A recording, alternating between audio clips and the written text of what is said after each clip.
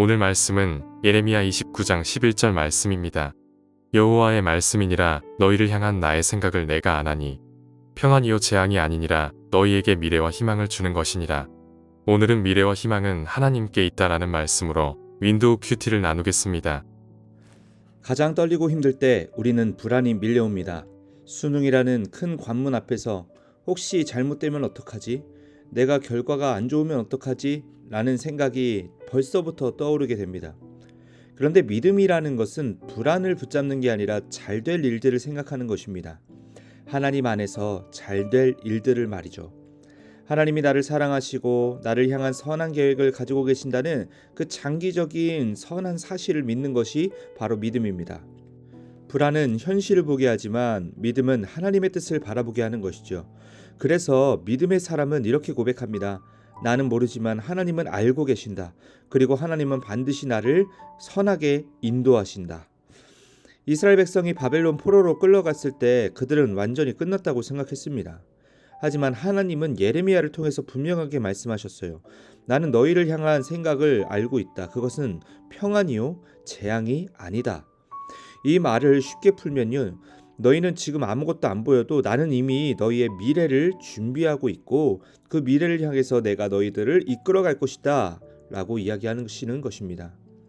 하나님의 계획은 우리가 실패하고 넘어지고 또 연약하더라도 그 안에서 여전히 진행될 것이며 분명히 완성될 것입니다.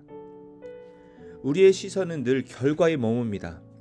하지만 하나님의 시선은 결과가 아니라 오직 하나님의 자녀 자체에게 있습니다. 하나님은 여러분이 어떤 대학을 가느냐보다 그 과정 속에서 하나님을 얼마나 의지했는가를 더 중요하게 보십니다. 요셉은 억울하게 감옥에 갇혔지만 그곳에서도 하나님을 붙잡았습니다.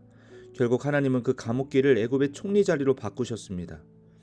믿음의 시선으로 보면 오늘의 불안도 내일의 축복을 준비하는 과정일 뿐이죠. 수능이 끝나도 인생의 길은 계속됩니다.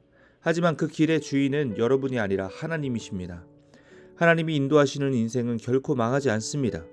그분의 계획은 언제나 미래와 희망을 향해 있다는 것이죠. 그러니 우리가 결과를 걱정하기보다도 먼저 이렇게 고백해야 할 것입니다. 하나님, 제 인생은 주님의 손 안에 있습니다.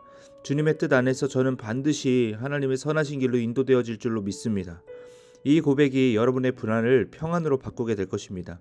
결과를 두려움이 아닌 감사로 맞이하게 될 것입니다. 그러니 사랑하는 여러분, 하나님은 여러분 한 사람 한 사람을 위해 세밀한 계획과 뜻을 이미 세워두셨다는 것을 믿고 이렇게 선포하십시오. 나는 하나님의 뜻 안에서 가장 잘 될 것이다. 할렐루야. 그 믿음의 고백이 바로 하나님이 기뻐하시는 믿음이고 또 그 믿음 위에 하나님이 능력을 나타내실 것입니다. 오늘 하루 가장 떨리는 이 날을 믿음의 고백의 날로 바꿔버립시다. 하나님의 은혜를 가득 누리시는 저와 여러분들 되기를 주님의 이름으로 축복합니다.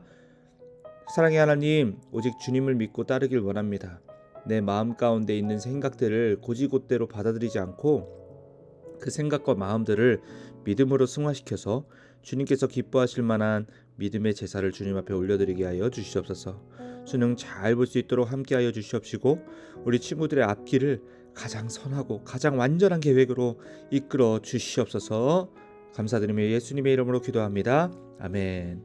우리 1분 동안 자유롭게 기도하신 후 각자의 삶으로 돌아가겠습니다. 기도하시겠습니다.